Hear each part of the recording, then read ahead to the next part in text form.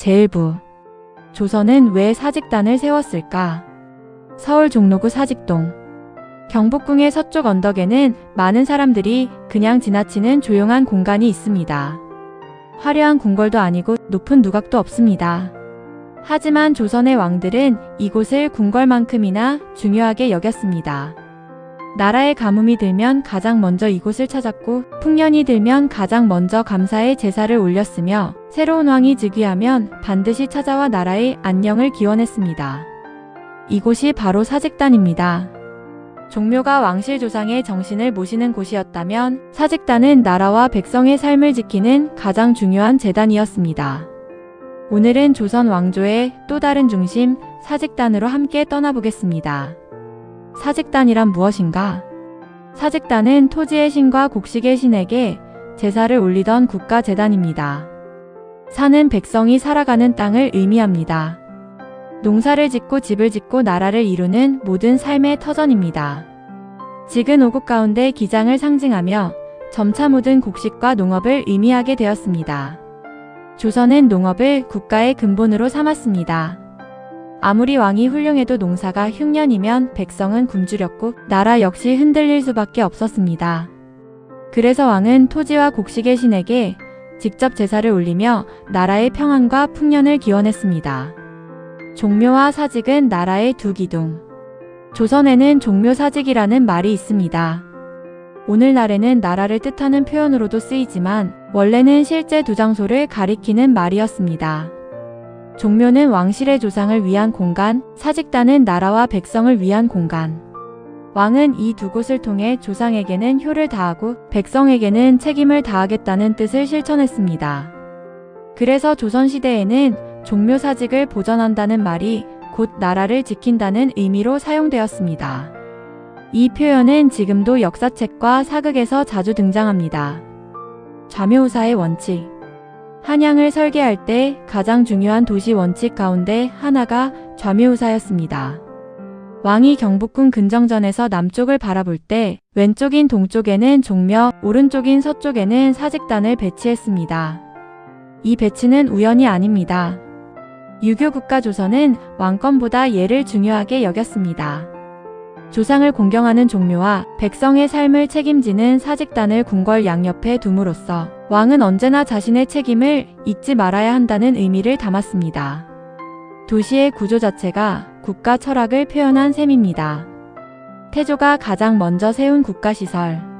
1394년 한양 천도를 추진한 태조 이성계는 궁궐과 함께 종묘와 사직단을 가장 먼저 건립하도록 했습니다.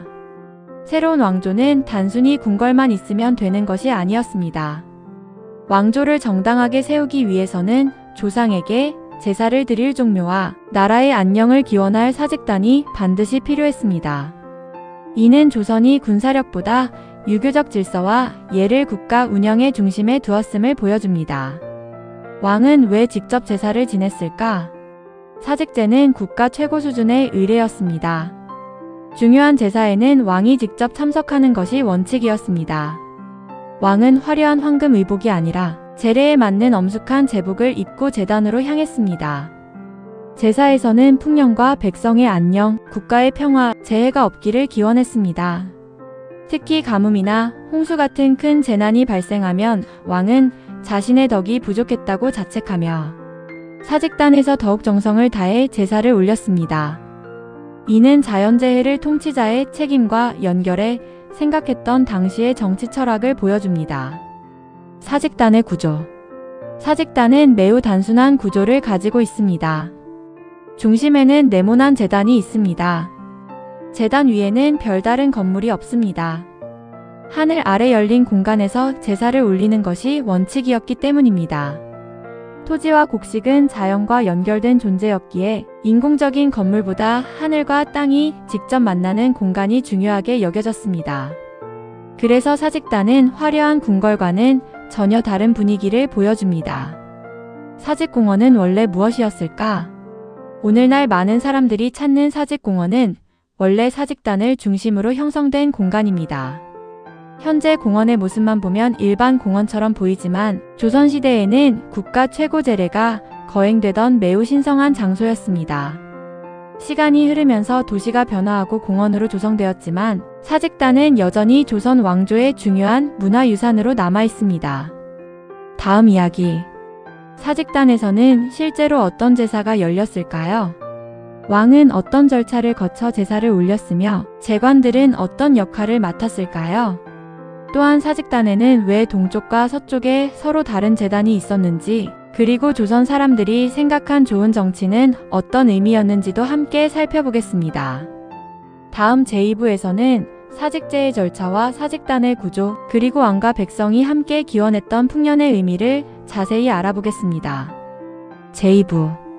왕은 어떻게 사직제를 올렸을까? 조선시대의 왕에게 가장 중요한 일은 무엇이었을까요? 전쟁에서 승리하는 일일까요? 훌륭한 궁궐을 짓는 일일까요? 물론 모두 중요한 일이었습니다. 그러나 유교국가 조선에서 왕이 가장 먼저 해야 할 일은 하늘과 조상, 그리고 백성 앞에서 자신의 책임을 다하는 것이었습니다. 그 책임을 상징적으로 보여주는 의식이 바로 사직제였습니다. 사직단은 단순한 제단이 아니라 왕이 백성의 삶을 위해 스스로를 돌아보는 공간이었습니다. 사직제는 언제 거행되었을까? 사직제는 정해진 절기에 따라 거행되었습니다. 대표적으로 봄과 가을의 대제가 가장 중요했습니다. 봄에는 한 해 농사가 잘 되기를 기원했고, 가을에는 풍년을 감사하는 제사를 올렸습니다. 이 밖에도 큰 가뭄이나 홍수, 전염병 같은 국가적 재난이 발생하면 특별 제례를 올리기도 했습니다. 조선은 농업을 국가의 근본으로 삼았기 때문에 농사의 성패는 곧 나라의 흥망과 직결된 문제였습니다. 제사를 준비하는 과정. 사직제는 하루아침에 준비되는 행사가 아니었습니다. 며칠 전부터 예조를 중심으로 수많은 관리가 준비에 들어갔습니다. 제단을 정비하고 제기를 점검하며 제사에 사용할 제물을 엄격하게 선별했습니다. 왕도 제례를 앞두고 몸과 마음을 정갈하게 하는 제계를 했습니다. 음주와 연애를 삼가고 행동과 말도 조심했습니다. 이는 제사가 단순한 의식이 아니라 마음가짐까지 중요하게 여긴 유교의 예법을 보여줍니다. 왕은 어떻게 제사를 올렸을까? 제사 당일이 되면 왕은 제복을 갖춰 입고 사직단으로 향했습니다. 왕이 제단에 오르면 제관들이 정해진 순서에 따라 의식을 진행했습니다. 향을 올리고 술을 따르며 축문을 읽고 여러 차례 절을 올렸습니다. 모든 동작은 국조례의와 같은 예서에 따라 정확한 순서로 진행되었습니다. 조금의 실수도 허용되지 않을 만큼 엄격한 의식이었습니다. 왕은 개인이 아니라 국가를 대표하는 존재였기 때문입니다. 제물에도 의미가 있었다. 사직제에는 여러 제물이 올려졌습니다. 곡식과 술, 과일과 포, 그리고 희생 제물이 사용되었습니다. 중요한 것은 화려함이 아니라 정성이었습니다. 특히 오곡은 백성의 삶을 상징했습니다. 왕은 토지와 곡식의 신에게 백성이 굶지 않게 해달라는 마음으로 제사를 올렸습니다. 사직제는 왕이 백성의 생계를 자신의 가장 큰 책임으로 여겼음을 보여주는 의식이었습니다. 동사단과 서직단. 사직단은 하나의 제단처럼 보이지만 원래는 두 개의 제단으로 이루어져 있었습니다. 동쪽의 사단은 토지의 신에게, 서쪽의 직단은 곡식의 신에게 제사를 드리는 곳이었습니다. 두 제단은 나란히 배치되었지만 각각의 의미가 달랐습니다. 땅이 있어야 농사를 지을 수 있고 농사가 있어야 백성이 살아갈 수 있습니다. 조선은 이 두 요소를 나라의 근본으로 보았고 왕은 두 신에게 모두 예를 올렸습니다. 음악과 예가 함께한 국가 의례.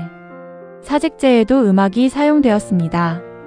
비록 종묘 제례만큼 널리 알려져 있지는 않지만 사직제 역시 제례학과 의식 절차가 어우러진 국가 행사였습니다. 악사들은 엄숙한 음악을 연주했고 제관들은 정해진 위치에서 의식을 수행했습니다. 왕은 그 중심에서 백성을 위한 책임을 다짐했습니다. 이처럼 조선은 정치와 종교를 분리하기보다 예를 통해 나라의 질서를 세우고자 했습니다. 백성을 위한 정치. 오늘날에는 왕이 신에게 제사를 지내는 일을 다소 낯설게 느낄 수 있습니다.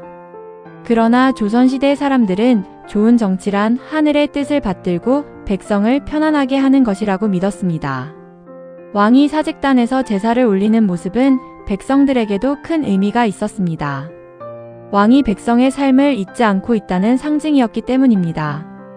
실제로 흉년이 들면 왕은 세금을 감면하거나 구휼미를 풀고 자신의 부덕함을 반성하는 교서를 내리기도 했습니다. 사직제는 이러한 정치 철학을 상징적으로 보여주는 의례였습니다. 국조의례가 기록한 사직제. 조선은 의례를 매우 중요하게 여겼습니다. 세조 때 편찬된 국조의례에는 사직제의 절차가 매우 자세하게 기록되어 있습니다. 왕이 어디에서 출발하는지, 어느 문으로 들어가는지, 몇 번 절하는지, 제관은 어느 위치에 서는지까지 세밀하게 규정되어 있습니다. 이 덕분에 오늘날 연구자들은 당시 국가제례의 모습을 비교적 정확하게 복원할 수 있습니다. 다음 이야기. 사직단도 다른 궁궐과 문화유산처럼 일제강점기라는 큰 시련을 겪었습니다. 왜 사직단의 일부는 훼손되었을까요? 사직공원은 어떻게 만들어졌으며 현재 우리가 보는 사직단은 얼마나 복원된 모습일까요? 다음 제3부에서는 사직단이 겪은 아픈 역사와 복원 과정, 그리고 오늘날의 사직단을 함께 살펴보겠습니다.